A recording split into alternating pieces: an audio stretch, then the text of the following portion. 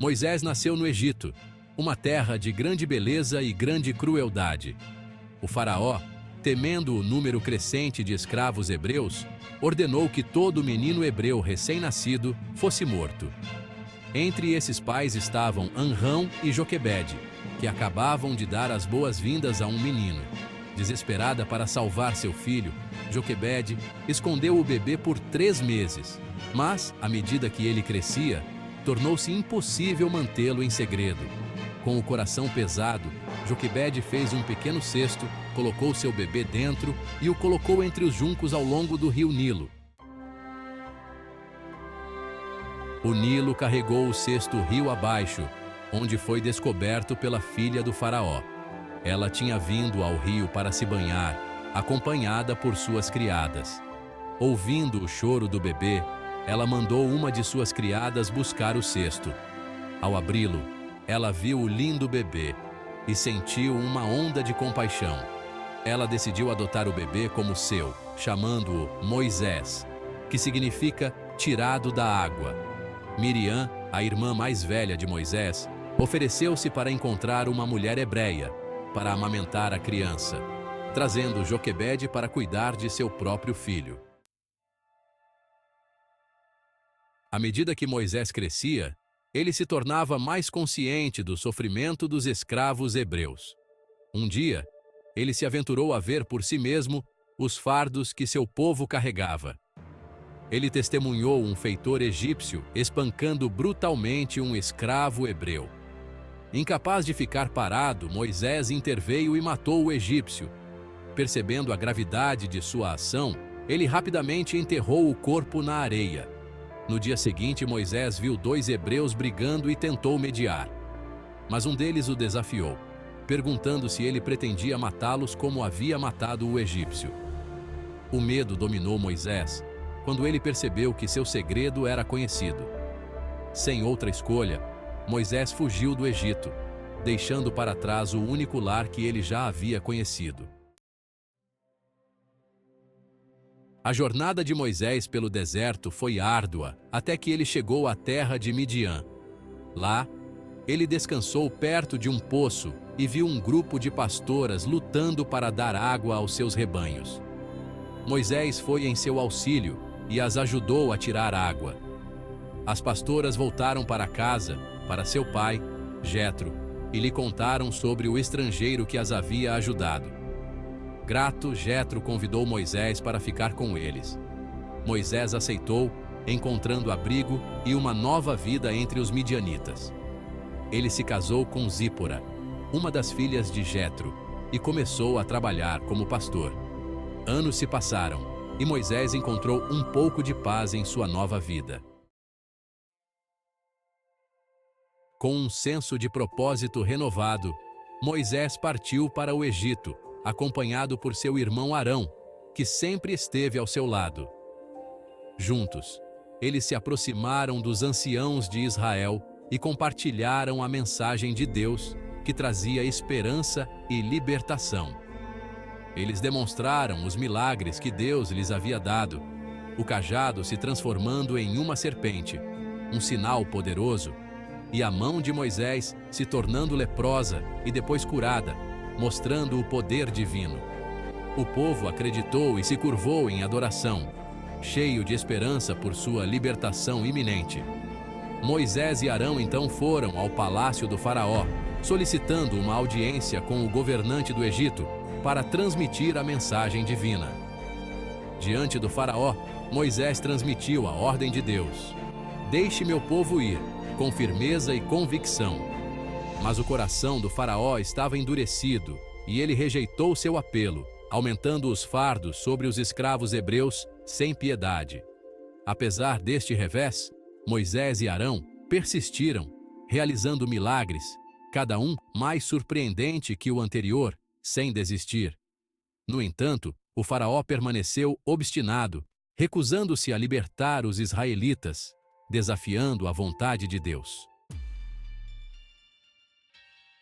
As pragas continuaram a devastar o Egito, cada uma demonstração do poder de Deus.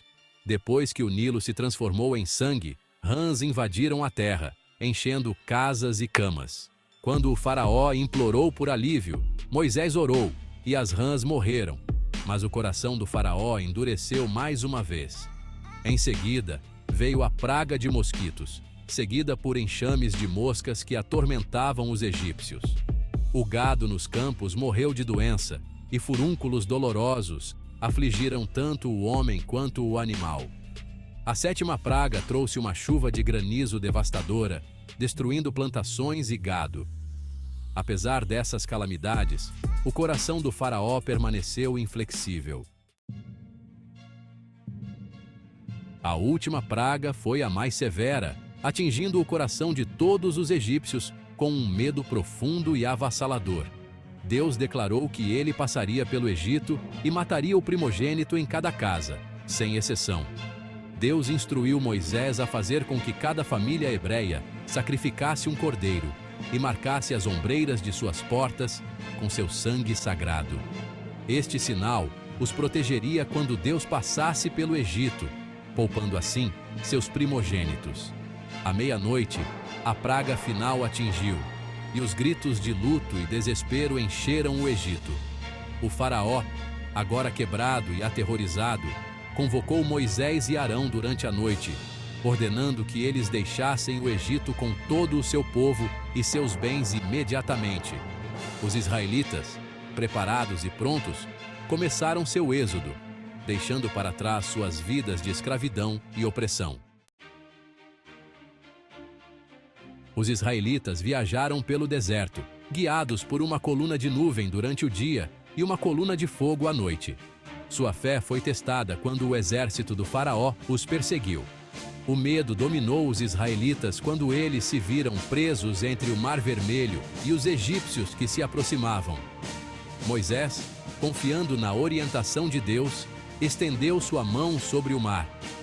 Com um vento poderoso, Deus abriu as águas, criando um caminho de terra seca para os israelitas cruzarem.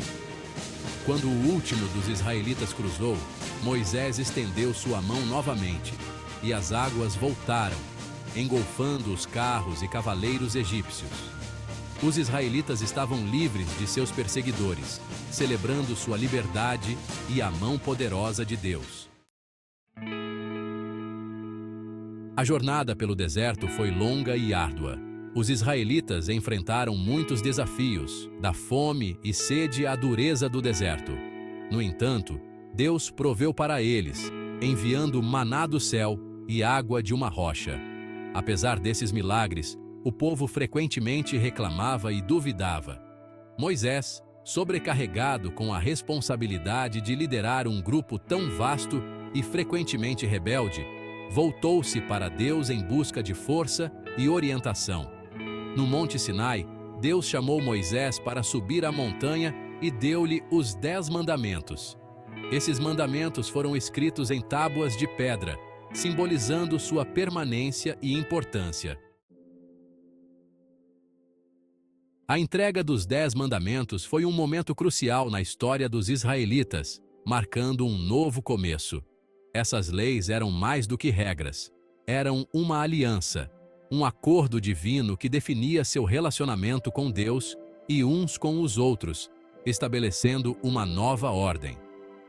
Moisés estava diante do povo, segurando as tábuas que continham as palavras de Deus, um momento de grande reverência. Os mandamentos começaram com uma declaração da identidade de Deus e sua libertação de Israel do Egito, lembrando-os de sua origem. Eles então descreveram os princípios de adoração, respeito e comportamento ético que governariam a comunidade, criando uma sociedade justa. Os israelitas prometeram obedecer a esses mandamentos, entendendo que eles eram o fundamento de sua aliança com Deus, um pacto sagrado. Este momento estabeleceu uma estrutura moral e espiritual para a nação, moldando o destino de um povo separado para Deus, com um propósito divino.